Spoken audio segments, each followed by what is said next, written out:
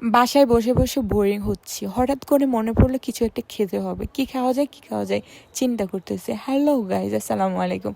কেমন আছেন আপনারা সবাই? আলহামদুলিল্লাহ ভালো আছে।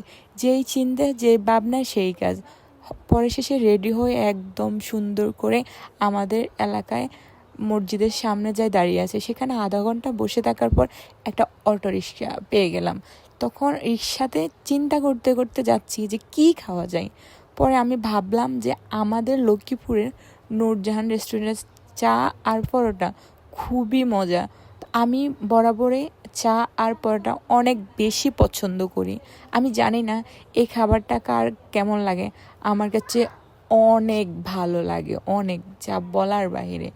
তারপর আমি আমাদের মেল গেটে চলে আসলাম। সেখানে কিছুক্ষণ সিএনজির জন্য অপেক্ষা করতে করতে এরপরে দেখি সিএনজি আসছে। তাও বলতেছে সবাই যে দালাল বাজার পর্যন্ত যাবে, লক্ষ্মীপুর যাবে না।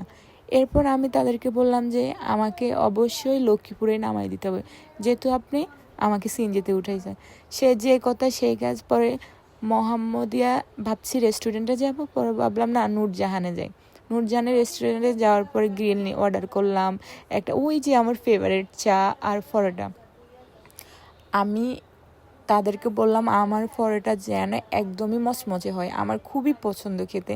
খাওয়া শেষ, এরপরে হচ্ছে রেস্টুরেন্টে থেকে বের হয়ে সোজা মসজিদ মার্কেট রওনা দিলাম। সেখানে একটু যাই কিছু জামা দেখব পছন্দ হয় কিনা, যদি পছন্দ হয় তাহলে নিয়ে নেব। তার থেকে বড় কথা হচ্ছে আমার কালো জিরার খুব প্রয়োজন ছিল। সেখানে আমি চলে গেলাম একটা মসজিদ মার্কেটে 3 তলায় কালো জিরা, মধু, তারপর অনেক কিছু নাকি পাওয়া যায়। সেখানে যাব চিন্তা করতেছি, গেলাম। পরে শেষে দেখি সেখানেও কালো জিরা পাই নাই। এরপরও হচ্ছে এদিক দিয়ে ড্রেস আমি দেখতেছি, ড্রেস পয়েন্টে চলে আসলাম। এখানে আইসা দেখি যে আমার গায়ের ভালো সুন্দর কোনো ড্রেস পাই কিনা।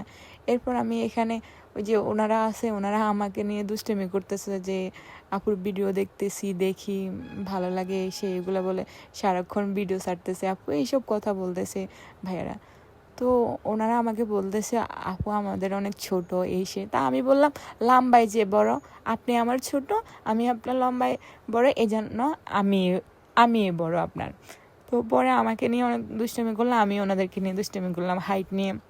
উনি আমার থেকে অনেক খাটো। পরে শেষে সেই 3 তলায় চলে আসলাম যে দেখি কালো জিরা পাই কিনা। এখন দেখি কালো জিরা তাদের কাছে নাই, তারা মিক্সার করে কালো জিরা ছিল। এরপরে আপনাদের যদি কারো লাগে যে মধু কালো জিরা, আমি ঠিকঠাক জানতাম না এখানে যে দোকানটা আছে। পরে শেষে সবার কাছ থেকে খোঁজখবর নিয়ে আসলাম, আপনারা চাইলে আপনারাও নিয়ে আসতে পারেন। পরে শেষে হঠাৎ করে মনে পড়লো যে কিছু একটা খেয়ে নিই, ক্ষুধা লাগছে, আবারও সেম কফি একটা নিয়ে নিলাম, একটা কফি খেয়ে নিলাম। তো এখানকার কফিতে সুগার প্রচুর পরিমাণ ছিল। দেন পরে চলে আসলাম খেয়ে দিয়ে।